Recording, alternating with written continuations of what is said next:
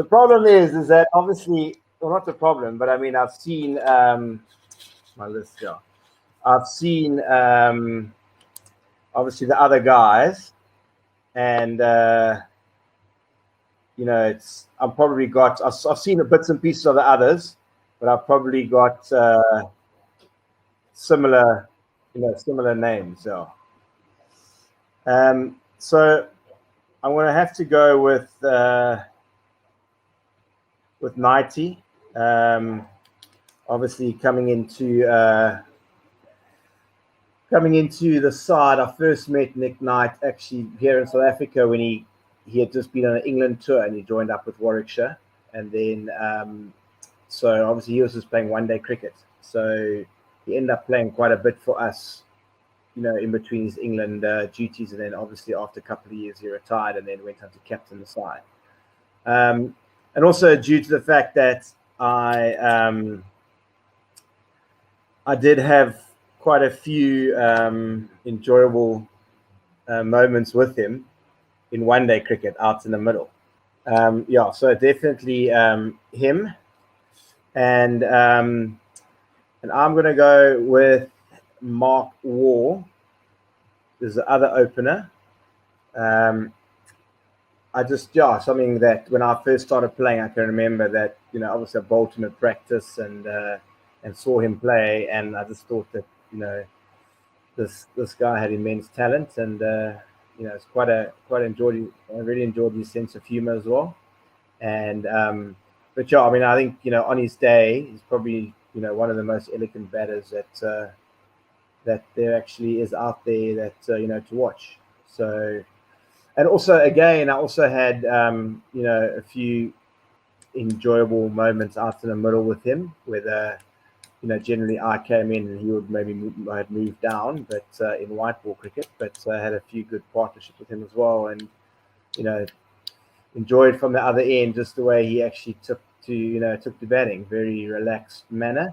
And I actually also remember getting him out on 100 and something to claim my 5 wickets against Notts in the same game when I got 99 not out. I just remember that when Graham Swan ran out, we got hammered by Notts, and Graham Swan ran out Boyd Rankin at the non-strikers end when I hit the ball back and said no, and then he ran him out. I was like devastated, especially like we literally spoken to him the ball before and said no, there's no need to, I'm not going to try and bash it out the ground, but every ball, but look for just don't be silly, take your time, as in to him. I'm not going to try and just hit and just run and get 100. I'll wait for the ball to hit, and I just hit it and was not even looking for a run. Next minute, Graham Swan picked up mid wicket, turned around and ran out direct hits, and he was out his ground. I'm like, what's going on? No, I know. And also the fact is, I got a fifer as well in the same game. So here's one for you. Has anyone ever got 99 not out and a fifer in first class cricket in the same game? Well, yeah. So I had about 3 or 4 90s, which was a bit disappointing. Could have been, but anyway, but all good.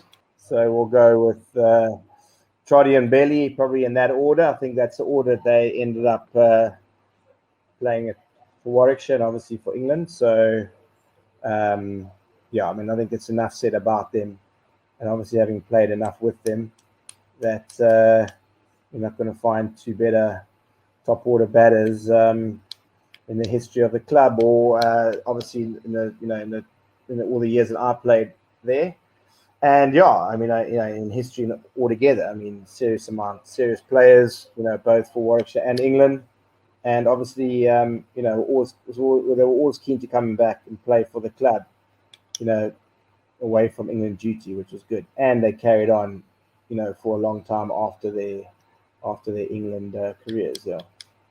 Yeah, I think it's. I mean, it's they are proper players. So it's a question of if you bowl good line and length, they'll treat you with respect. So it's all about the net is just trying to keep my body going and just hit good line and lengths to the better players. And if you did that, they would respect you. Obviously, bowled a bad ball, they'll hit the bad ball. So it wasn't all about trying to get them out and all that. And the net is all about just going through your routine and getting, just giving them good practice by bowling in good areas, which, they would expect when it comes to a game. So worked both ways. I wouldn't say I'd steam into them all the time. There's no need for that. But so you kind of get, how the players play and all that, and where to bowl and what intensity to bowl and all that. So it was, it was always good to practice against them, because if you bowled a good ball, if they played a defensive shot, it was, you know that you bowled a good ball kind of thing. Or if they leave the ball, you bowled in good areas. So, but it was pretty much quite early on. Obviously, when Veli was a youngster, you could see, especially when I was 18, when I first met him here in South Africa on pre-season, that this little kid's going to be a good player. And then I think he got called up to the England squad, pretty much there and then. And just so much time on the ball, and just pleasure to watch them. Even when you're bowling to them, it was fun. It was fine. Yeah. Number 5, I'm going to go for Kumar Sangakkara. Obviously, the season that he was there is different class. Obviously, again,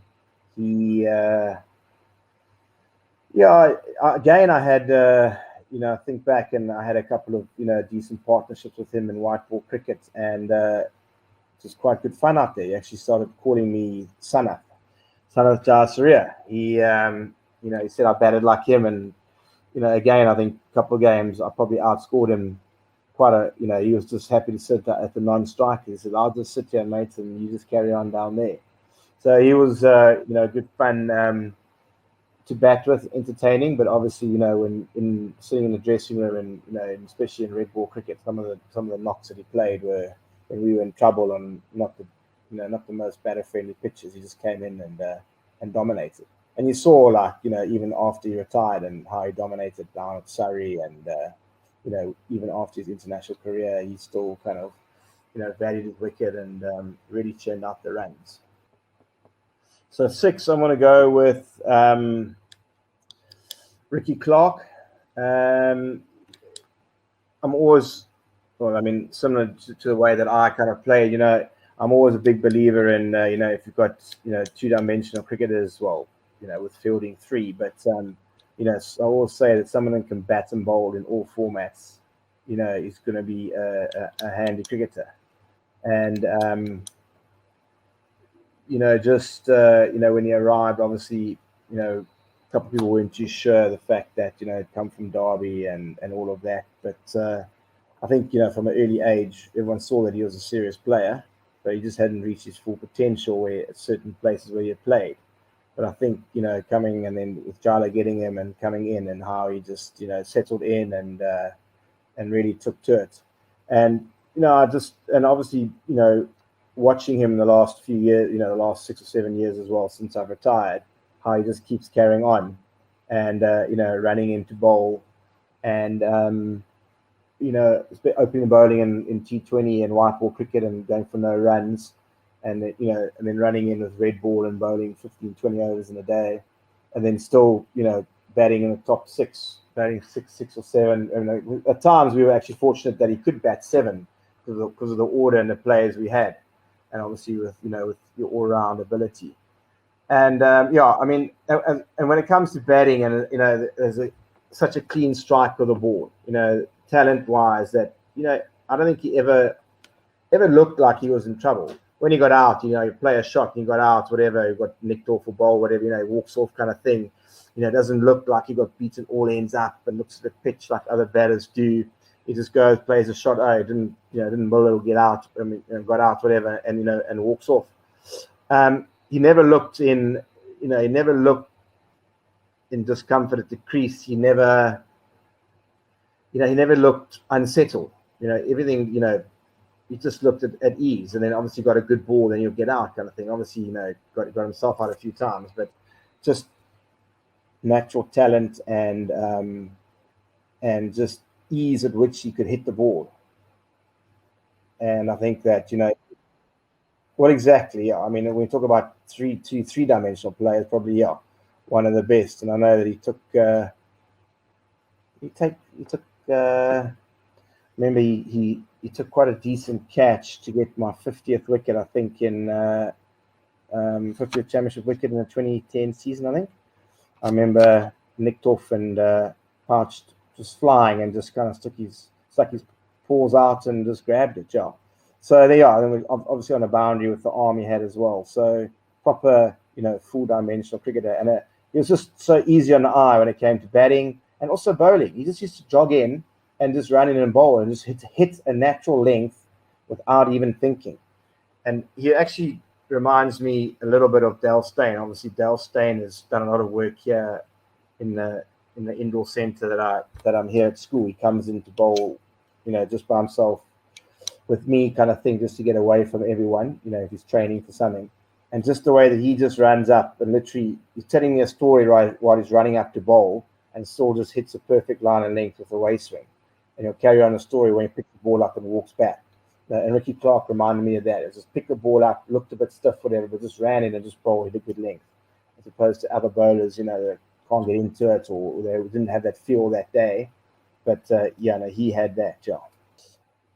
Just trying to see. I had like 13 down. And I was just trying to find the best order, the best 11. 7, I want to go with Heath Streak. Again, I'm probably going to have my side full of all-rounders, but he never, again, also champion bloke, lifted everyone as a captain, came with huge respect. On debut, you got 8 on debut, didn't you? Against Northants. And just, again, also nothing was too hard for him, ran in all the time. Just with not much effort again, similar to like I said with Ricky, just, he used to be able to get there, a couple of warm-ups, ran in and just hit line and length all day, every day with very good skill. And then, and again with the bat, serious talent with the bat as well. And he didn't really, never again, also just accumulated runs, could smash the ball as well, just also looked at ease at the crease. And I remember that T20 at Derby against Worcester when he almost won us that game when we were 9 down and we were dead and buried and literally needed like a boundary every ball for about 2-3 overs, and literally we lost by 1 run, got short boundary, got run out going for the second. Just phenomenal. Yeah, so that's obviously streaky there at coming in there. Listen, my order, my lower order anyone can bat anywhere because they're all you'll see they're all proper bowlers and batters. Yeah. Sangha will be my keeper. And then 8 is going to be 8's going to be Sean Pollock. Obviously, came in my second year, and I remember standing at mid-off next to him, and I was the only person in front of square, and home against, I think it might have been Leicester as well. I know he got 4 and 4 in '96 when he played. But I was the only person in front of square, wide mid-off, but I used to walk across to him every delivery when he was bowling, and I'll go down if I was bowling at the other end. I was the only person, I was a short leg who was on square, and I was a backward point, and everyone else was behind. There was no one else in front of square on the whole field. And he rattled off how many maidens in a row? I think it was, you remember that game? He might have bowled 10 overs, 10 maidens. I can't remember. So I think I was pretty sure he bowled 10 overs, 10 maidens. I was the only one in front of square, kind of thing. And and obviously, his career speaks for itself. And again, champion bloke. And saw chat to him today. Shame, sad news, his mom passed away yesterday. And just just chatting with him, and obviously just watching him bowl and plying his trade. And again with that game at Trent Bridge when he almost hit the clock tower at Trent Bridge. Talk about one of the biggest sixes there, and then almost winning us games with the bats.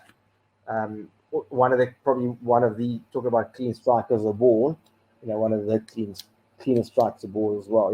I'd love to see him in a big bash nowadays or IPL, the length of sixes that he could hit compared with everyone else, and also the bats that everyone has nowadays, so that's 8. Number 9, I'm gonna go with Warwickshire.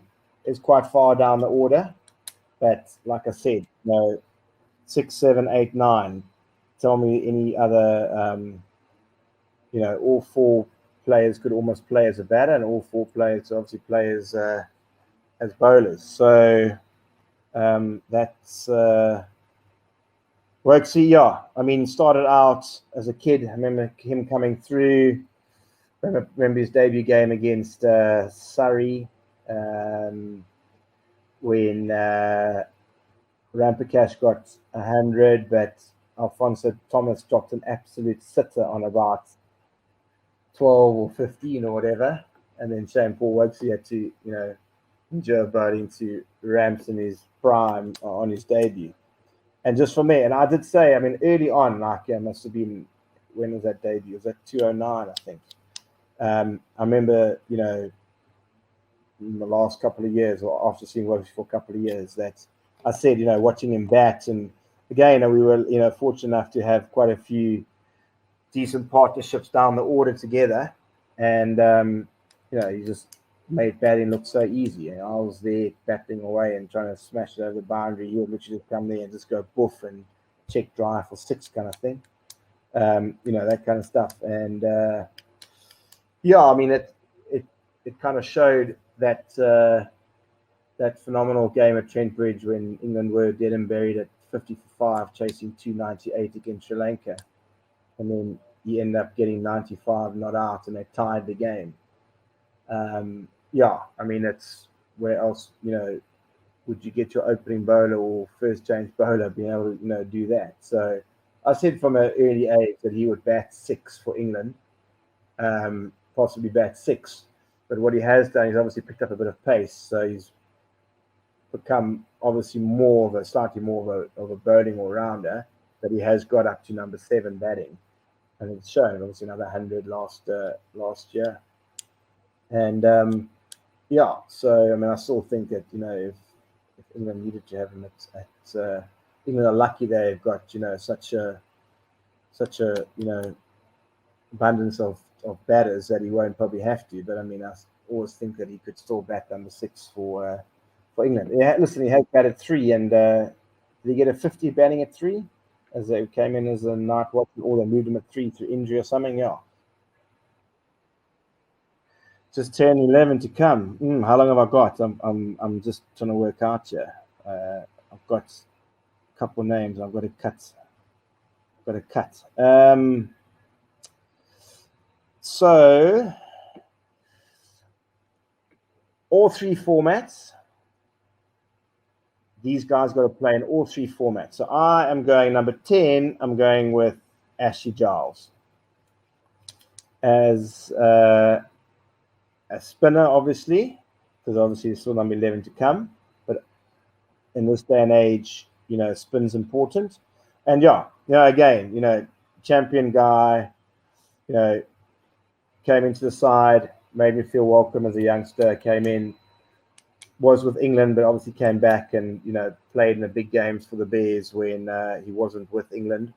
And, and then made the transition across, after injury, straight across and took over the helm when we were a little bit dead and buried when it came to, managerial side of the club kind of thing. And, learned quickly on his feet and, went from strength to strength, all the way to England manager and now obviously, director of cricket. I actually saw him the other day in his bubble here in Cape Town. He was walking, not running around the Vineyard Oval, the oval across from the hotel where they were in their bubble. So I did tweet him and said, good to see you doing a little bit of exercise around the field. I'd actually driving past, picking up my nanny just to every morning I'd go pick her up, to bring her back. So I saw Jala and a few of the England management boys doing a bit of fitness around the field, which was good. It's strange that I drive past a hotel and blokes in there and you can't say, "Oh, can I pop in and say hi?" kind of thing. It's the year that we've had, but no, I mean, outstanding. Again, a lot of people saying not didn't turn it much, or not this and that, but when he stepped up and in his career, the stats for England show that he was a great performer. And the times that we played with the Bears, it was always good fun, always good humor, always has a laugh. Enjoys a bit of banter with the boys, and obviously good to sit down and have a drink with after the game. And it's great to see that he's in charge of England and doing a great job for them. And hopefully I'm looking forward to obviously the India series and see how they go. I quite enjoyed obviously the Chris Silverwood's talk yesterday, which I'm sure the management have all discussed, about the whole rotation policy of the bubble and that.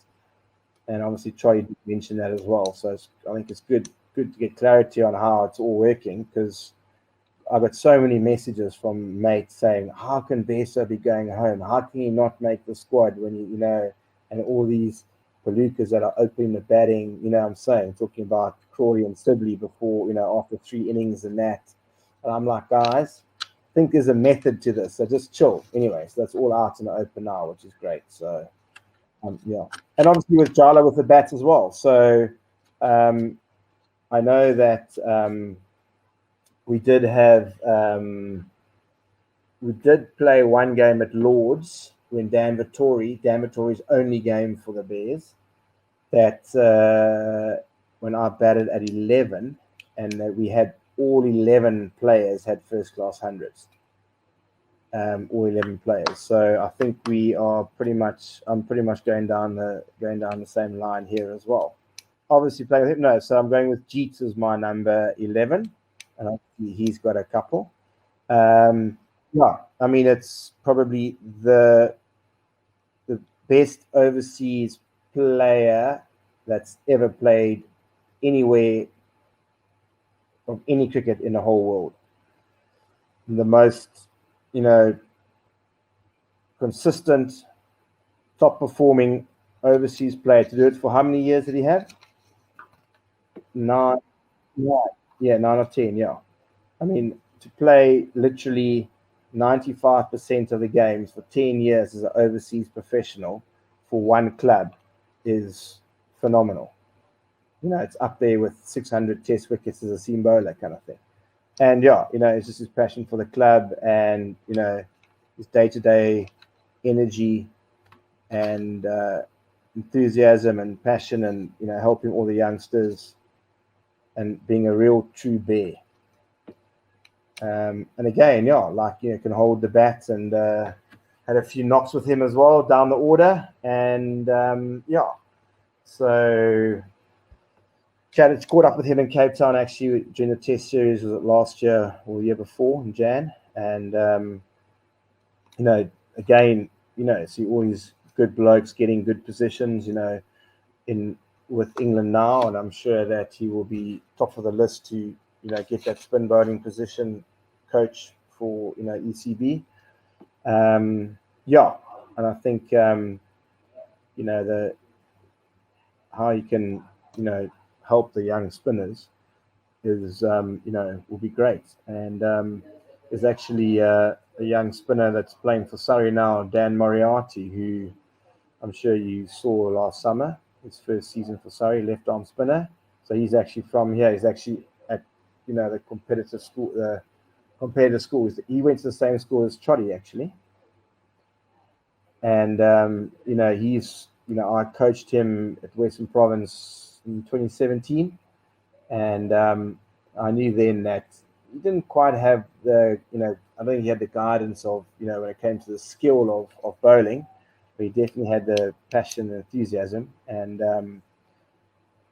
clearly it's shown now. And I think that he's, people are talking about him already. He's only 21 or whatever, 22. So it's, with Jeets, Jeets definitely, if he had to work with Jeets, it'd be fantastic. I mean, Jeets would just, get hold of him and turn him around. And someone's obviously already working because he's he's really developing, and look forward to seeing how he goes. And hopefully, Jeets can guide all these spinners and take them on. And providing that he gets the position. But I mean, he's a champion bloke as well. Yeah, I've got him. So he would be my 12th man. So okay, so my 12th man is Trevor Penny, because again, probably one of the best blokes around.